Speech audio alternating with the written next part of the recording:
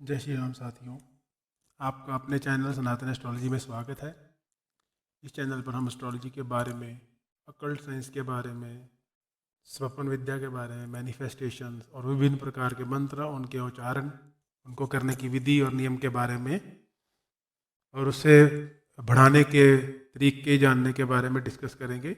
यदि आप सभी इस प्रकार के विषयों में रुचि रखते हैं, आपका इंटरेस्ट है, तो आप मेरे इस चैनल को सब्सक्राइब कर दीजिए।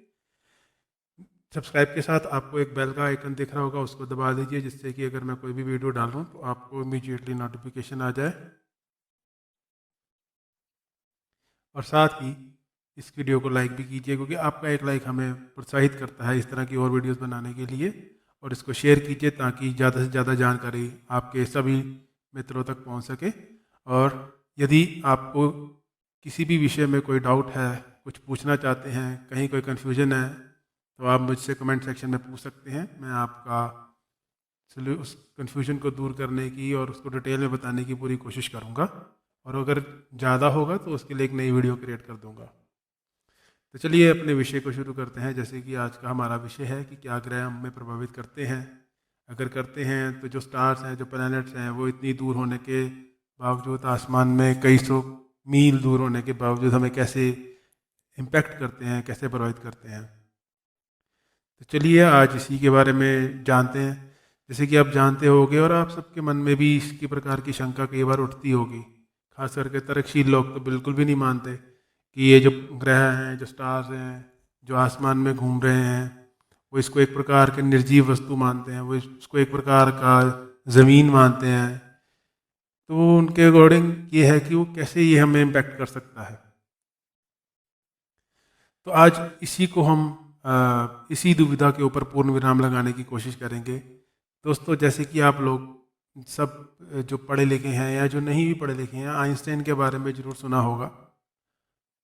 हमारी क्लास 10वीं तक आइंस्टाइन की बारे में बहुत चर्चा की जाती है। खास करके उनका एनर्जी इक्वल टू mc², यानी कि मास, यानी कि ऊर्जा जो है वो मास के पैरेलल है, प्रोपोर्शनल है। इसके बारे में बहुत विस्तार में बताया जाता है।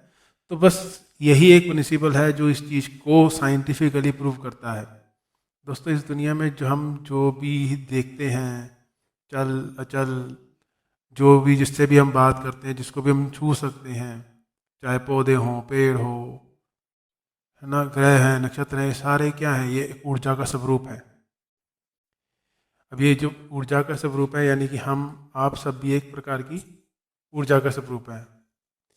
हम भी, जैसे आप जानते हो कि ह्यूमन, आदमी, इंसान, इसको भगवान ने 5 तत्वों के मिलन से बनाया है। जैसे कि वायु, अग्नि, धरती, आकाश। तो ये 5 तत्वों से मिलकर हमारे शरीर की ऊर्जा इन 5 तत्वों से ही बनती है। जैसे ऊर्जा से आप कहोगे कि हमारे शरीर की ऊर्जा क्या है, तो हमारे शरीर के आसपास भी एक ऑरा क्रिएट रहता है। ये हमारे शरीर की ऊर्जा है।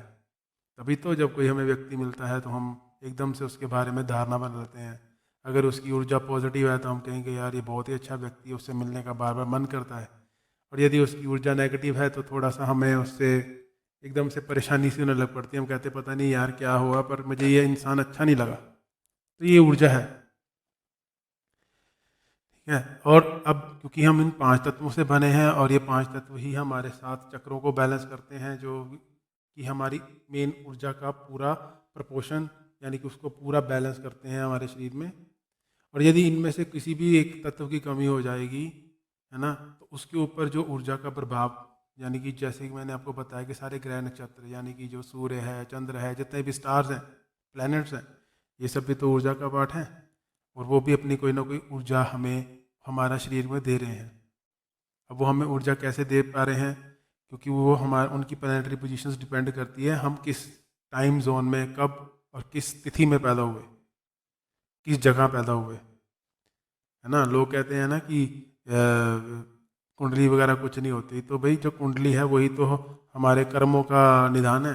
हमने जो पुराने कर्म किए उसके बेसिस पे जब वो पर्टिकुलर प्लैनेटरी पोजीशन उस प्रकार के तरीके से नक्षत्र जब अपनी स्थिति बनाते हैं, उस वक्त, उस समय, उस स्थान पे हमारा जन्म होता है। उससे पहले हम जन्म नहीं सकते,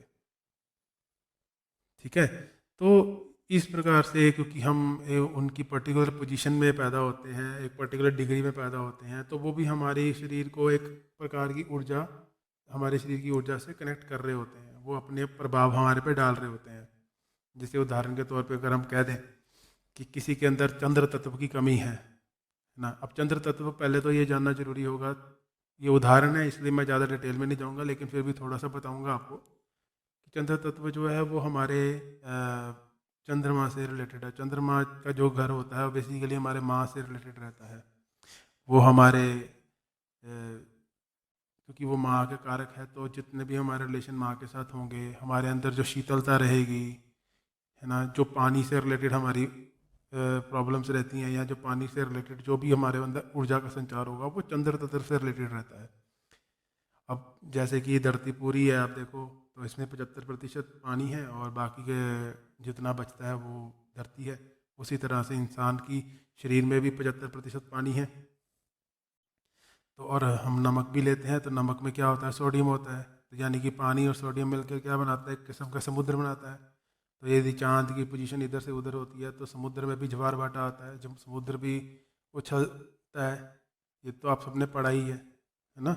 उसी प्रकार से यदि हमारा चंद्र तत्व प्रभावित है, कमज़ोर है या तेज है, तो हमारे माँ के साथ रिलेशन कैसे रहेंगे, हमारा मान सम्मान कैसा रहेगा, हमें कितना ऐशो आराम मिलेगा, ये सब उस पर डिपेंड करता है। हमारी पत्नी के साइड कैसी रहेगी, है ना। तो ये चंद्र तत्व उस सारी चीज़ों को प्रभावित करता है। आपने पहले ज़माने में भी ये देखा होगा, बल्कि आजकल के ज़माने में भी देखा होगा। कभी आप किसी बस में यात्रा करते हो या जब किसी ट्रेन में यात्रा करते हो, तो आपने देखा होगा बहुत सारे लोग जब नदी के ऊपर से ट्रेन निकलती है या बस निकलती है तो सिक्के फेंक देते हैं नदी में। कभी इसका रीज़न समझने की कोशिश करी आपने? पहले ज़माने में हमारे लोगों को इन ऊर्जाओं का पता था।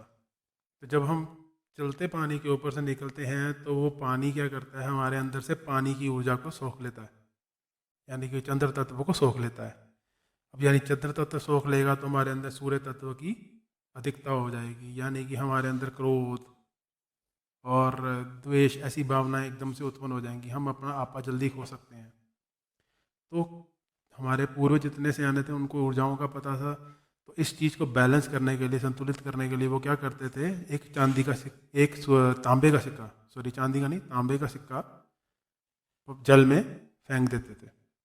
अब उसके दो कारण थे। जो तांबे का सिक्का होता था वो जल को दूषित जल को साफ भी करता है, और दूसरा वो जब हम तांबे का सिक्का अपने हाथ से नदी में दान करते थे, फेंकते थे, तो हमारे अंदर से उतना ही, जितना कि जल तत्व हमारे अंदर से नदी के अंदर समा चुका है, उतना ही वो सूर्य तत्व भी नदी के अंदर समा देता था। जिससे क्या होता था कि हमारे शरीर की ऊर्जा संतुलित हो जाती थी, यानी कि हमारा चंद्र और सूर्य बैलेंस हो जाते थे। लेकिन आजकल हम उस प्रथा को दोहरा तो रहे हैं, लेकिन हमें उसके पीछे का रीज़न नहीं पता है। और हम जो आजकल सिक्के फेंकते हैं उनका कोई फ़ायदा नहीं है। वो हमें पता है, हमने सुना है, इसलिए हम नदी के ऊपर से निकलते हुए सिक्के फेंकते हैं, लेकिन वो सिक्के पानी को दूषित करते हैं, क्योंकि आजकल तांबे के सिक्के तो आते नहीं हैं।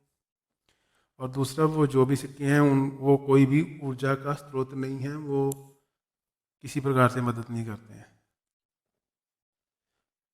और इस प्रकार से आप, जैसे मैंने अभी आपको बताया कि ये सारे ऊर्जा का ही खेल है, तो इसी ऊर्जा को ही संतुलित करते हैं। और जो कुंडली है वो इन्हीं ऊर्जाओं का संग्रह बताती है। और क्योंकि जो हमारे पिछले जन्म के मान लो कर्म किए हैं, अब पिछले जन्म में कुछ ऐसे कर्म कर दिए जिस कारण कुछ घरों की ऊर्जा रुक गई, तो उसी प्रकार के ग्रह नक्षत्र में हम पैदा होंगे।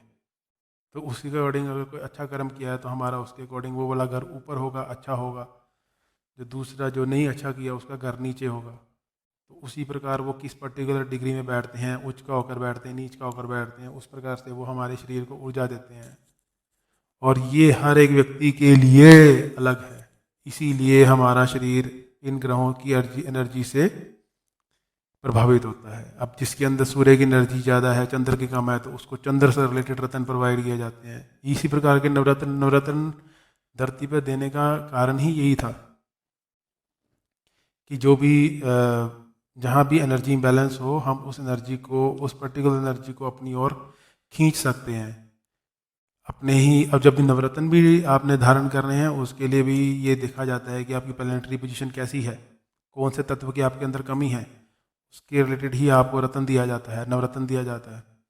वो रत्न क्या करता है? वो रत्न आपके वेट के अकॉर्डिंग होता है, आपकी हाइट के अकॉर्डिंग होता है, आपको कितना, आपका वो ग्रह आपका कितना कमज़ोर है, उसको कितनी ताकत देनी पड़ेगी, आप कितनी एनर्जी वहाँ से अट्रैक्ट कर सकते हो अपने आप को बैलेंस करने के लिए।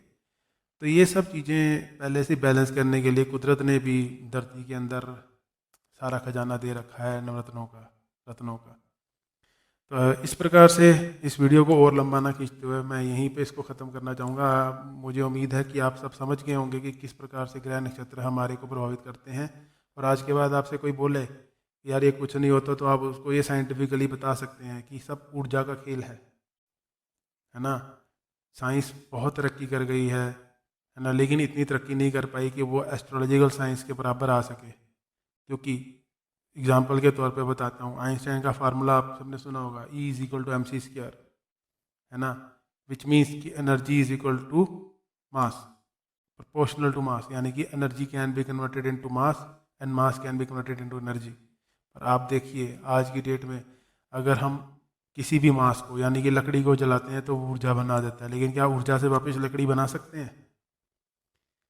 क्योंकि साइंस का वो फार्मूला अधूरा है ना। उसके अकॉर्डिंग ये है कि अगर मास जो है वो light, mc², C stand for light, अगर मास एनर्जी की गति से ट्रैवल करेगा तो वो लाइट बन जाता है, ऊर्जा बन जाता है, ऊर्जा में कन्वर्ट हो जाता है। लेकिन क्या ऊर्जा को वापस मास में कन्वर्ट कर सकते हैं? है ना।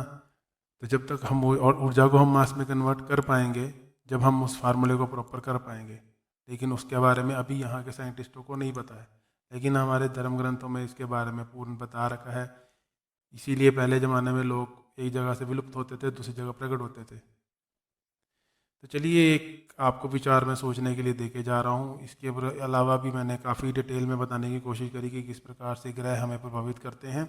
फिर भी कोई समझ ना आया हो तो आप कमेंट सेक्शन में मुझे लिखकर पूछ सकते हैं, मैं आपके प्रश्नों का उत्तर दूंगा।